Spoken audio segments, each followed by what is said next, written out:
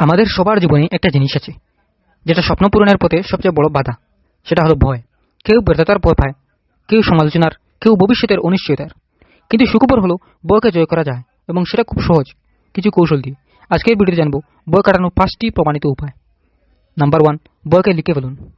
মনোবিজ্ঞানীরা বলেন ভয়কে মাথায় রাখলে সেটা বড় হয়ে যায়, কিন্তু লিখে ফেললে সেটা ছোট হয়ে আসে।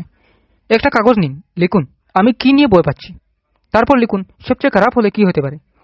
আপনি অবাক হবেন, বেশিরভাগ সময় ভয়টা আসলে অতিরঞ্জিত। নাম্বার 2, শ্বাস প্রশ্বাস নিয়ন্ত্রণ করুন। যখন ভয় পাই আমাদের হার্টবিট বেড়ে যায়, মস্তিষ্কে স্ট্রেস হরমোন তৈরি হয়। তখন 4-7-8 শ্বাস কৌশল ব্যবহার করুন। 4 সেকেন্ডে শ্বাস নিন, 7 সেকেন্ড ধরে রাখুন, 8 সেকেন্ডে ছাড়ুন। মাত্র 2 মিনিটেই শরীর শান্ত হয়ে যাবে। নাম্বার 3, ছোট পদক্ষেপ নিন। ভয়ের কারণে আমরা কাজ শুরুই করতে পারি না, কিন্তু পুরো পাহাড় একসাথে উঠা যায় না, ধাপে ধাপে উঠতে হয়। তাই লক্ষ্যটা ছোট ছোট ভাগে ভাঙুন।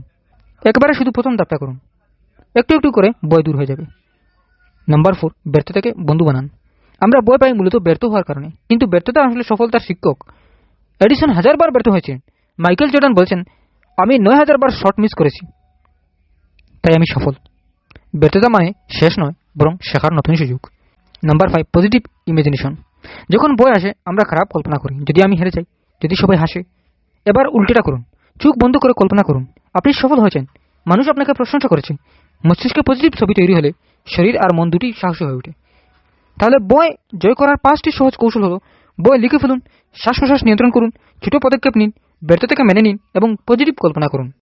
মনে রাখবেন, ভয় হলো অন্ধকার, আর অন্ধকার দূর হয় কেবল আলো জ্বালালে। আপনার সেই আলো হলো সাহস। বন্ধুরা, ভয়কে জয় করা মানেই জীবন জয় করা। আজ থেকে চেষ্টা করুন এই 5টি কৌশল প্রয়োগ করতে। ভিডিওটা ভালো লাগে থাকলে লাইক দিন, কমেন্ট করুন আর সাবস্ক্রাইব করুন আরও ভিডিওর জন্য। ধন্যবাদ।